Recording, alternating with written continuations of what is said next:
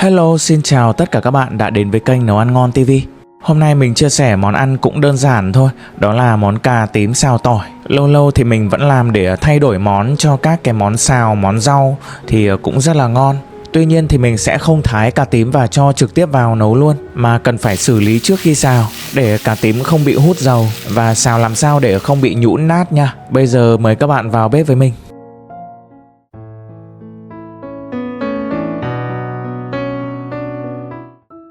Hôm nay mình có sẵn ở đây là khoảng hơn 600g cà tím. Một lát nữa khi mà bỏ cuống thì chắc là còn khoảng vừa tròn 600g. Chỗ này cũng là đủ khoảng một đĩa để cho cả gia đình ăn đó. Khi mua các bạn nhớ chọn những loại cà tím mà cái phần cuống nó còn tươi xanh như thế này này, thì là cà tím mới hái, không bị để lâu. Mình cũng đã rửa sạch rồi, bây giờ mình sẽ thái ra. Mình thái như thế này nha. Các bạn lưu ý đừng có thái mỏng quá để khi xào lên cà tím không bị nát. Mình chuẩn bị sẵn luôn một chậu nước bên cạnh, thái tới đâu ngâm vào tới đó để cà không bị thâm nhé.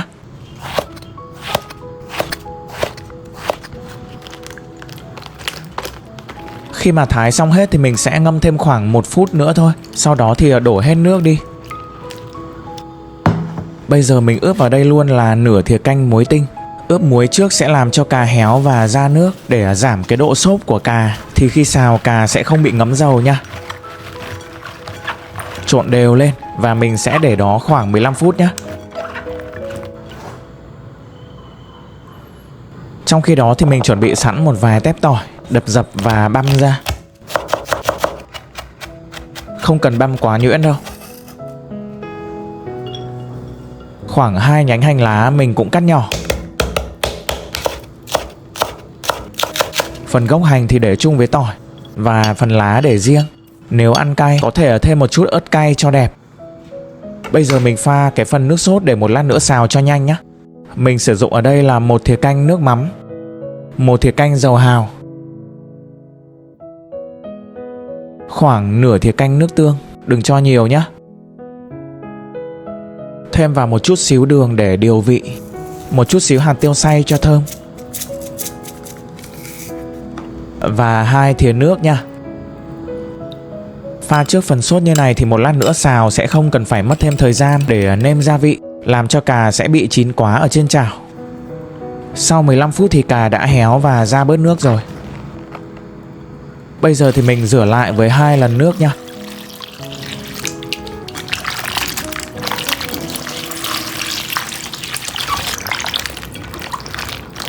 Đó, miếng cà nó đã héo và không còn xốp như trước nữa.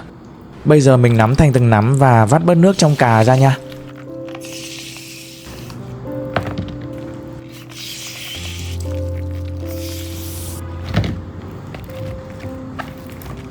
Tiếp theo thì cái này là tùy chọn nha. Mình sẽ rắc vào đây một chút bột bắp, khoảng nửa thìa canh thôi, để làm ráo bề mặt của miếng cà trước khi xào.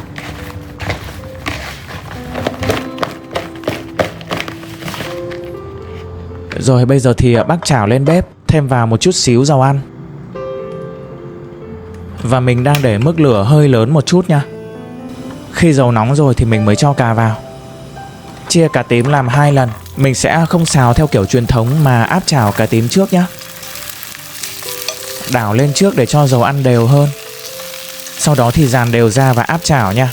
Làm theo cách này thì cà tím vừa lên màu đẹp và sẽ không bị nhũn nát vì chúng ta không có đảo nhiều.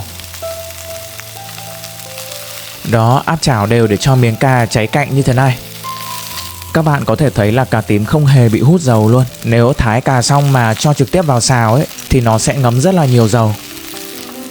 Sau khi áp chảo khoảng vài phút và cà đã cháy cạnh đều thì lúc này cũng đã gần chín rồi. Mình đổ ra ngoài để áp chảo nốt số cà còn lại.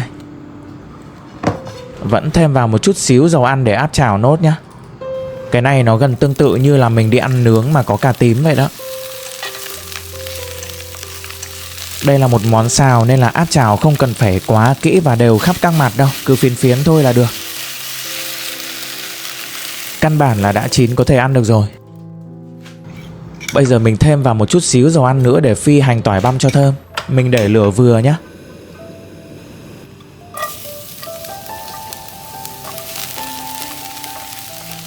Phi tỏi đã thơm rồi thì mình trút lại cà vào. Đảo lên một chút xíu cho tỏi bám đều. Xong thì mình đổ cái phần nước sốt vào luôn. Mình đảo đều và nhẹ tay để cho cà không bị nát nha.